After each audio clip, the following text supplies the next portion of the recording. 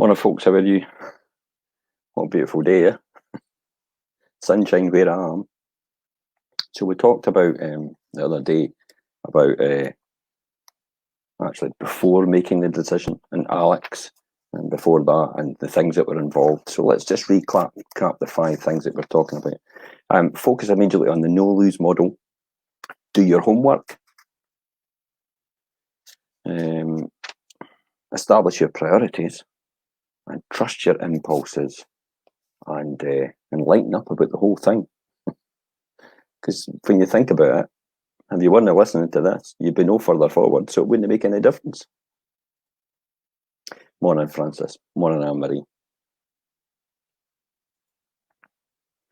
So we're going to talk about after making that decision and the no-lose model. So the first one is throw away your picture. So we all create expectations of what we'd like to happen after the decision is made. The picture in our mind's eye have served a valuable function to help in making the decision itself. But once the decision is made, let that picture go. Since you can't control the future, the picture can create unhappiness if it's not fulfilled. Disappointment may make you miss the good that come out of every situation in which you find yourself. So don't forget to look for the silver lining in that situation.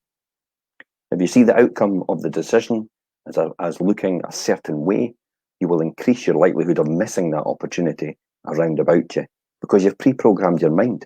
You've basically assumed that that's how it's going to be. So you miss everything that could happen. It's not to do with that outcome that you think about. So it's the old saying about what you expect is what you get. So if you expect negative, guess what you get? If you expect positive, guess what you get? Yet the unexpected opportunities can create more of a value than your original picture.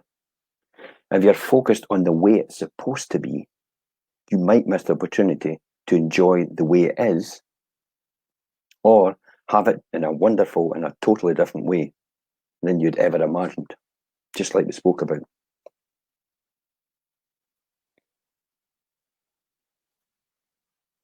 Morning, Sarah.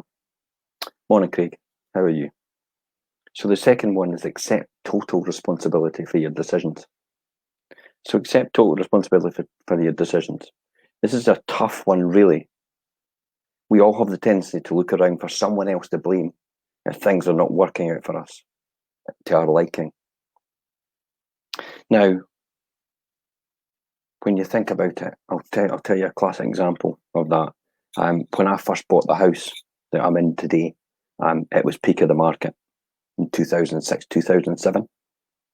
Now, when I bought the house, I spent a fortune refurbishing it, and then suddenly the market crashed by about £60,000, just wiped off the value of my house, just like that. Now, I could easily have gone and blamed other people and the economy and all the rest of it. But then when I thought about it, it's neither here nor there, because the reality is there is no value wiped off, because it's only value wiped off if you realise the asset. So I looked at that situation, and I'm still in this house today, and lo and behold, it's recovered the market and it's gone higher. So I've never really lost out in the first place. But I could easily have got entrenched in that scenario where I'd blamed something else, or I'd looked at that situation and become so negative and focused on that as a result. And all that would have done was pull me down and pull my attitude down as well.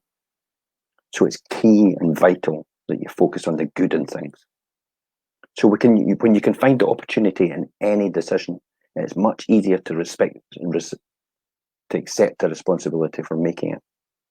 When you take responsibility for your decisions, you become a lot less angry in the world, and most important, a lot less angry at yourself.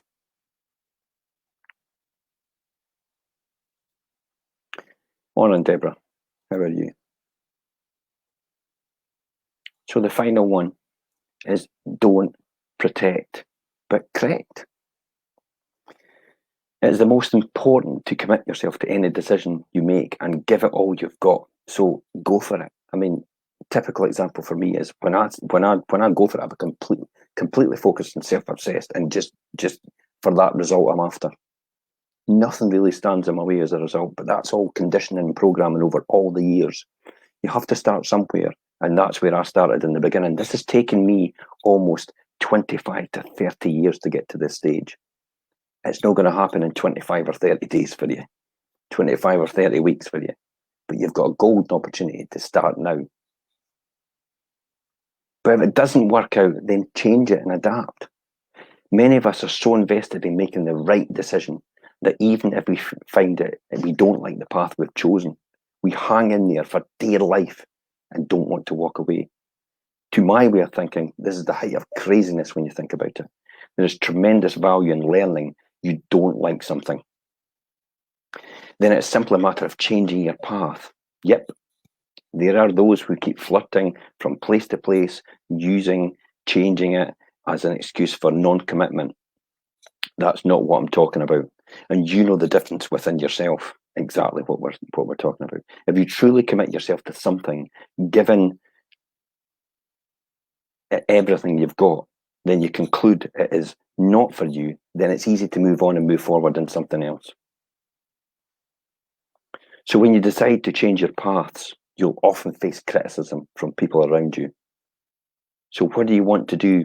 For example, when I changed career. So I spoke yesterday about how the fact I was an accountant in industry, and I'd been like that for years. And I'd invested a lot of time and effort in being an accountant. And it took me a lot of effort to actually get out of that thinking and out of that mode. It would only lift me to a certain height in terms of my earning potentials, my earning capacity, because I know how much a financial director earns.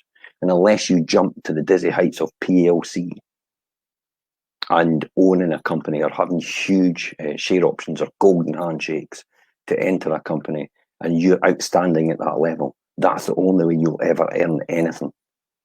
In there. So there was only a finite level I could go to. So as a result, it took me a huge effort to actually then transition over to property investment. And at the same time, it was just a case that I just did it alongside what I was doing to a point it came to actually, I was able to walk away. And even in my mind, even in my thought process, I couldn't believe I could actually have walked away and still actually been able to survive on more income than I actually made as a financial director. I mean, to me, that was amazing, but I just couldn't get my head around that. I never knew anybody in my life that had ever done that before. And that's what the difficulty came for me. And then it's also the fact that what will people think? I'm walking away from a career as a top high-flying, or what they thought, high-flying accountant in industry, and as a financial controller and financial director. Status. Let me tell you something. Status does not pay the bills. I'm not caring about status. I'm caring about earning capacity and earning power. And I'm prepared to do anything to do that. So at one time, it was the right thing for you to do. Much was learned and much was gained by the way of experience. It simply doesn't feel right anymore. It's time to change. Now, I know many people who stay locked in unsatisfactory situations that no longer work for them because they're invested so much time and effort, and the shame of not being able to continue. How logical is that? And I just spoke about that. So why invest more if it's no longer paying off? Remember, the quality of your life is at stake here. You only go round once. You're no coming back. It's no dress rehearsal. So in his book, Actualizations, Stephen Emery presents an excellent model for changing your direction in life. He learned it while he was seated on a flight deck of an aeroplane on the way to Honolulu.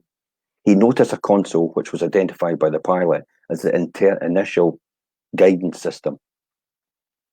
The purpose of the system was to get the plane within 1,000 yards of the runway in Hawaii within 5 minutes of the estimated arrival time.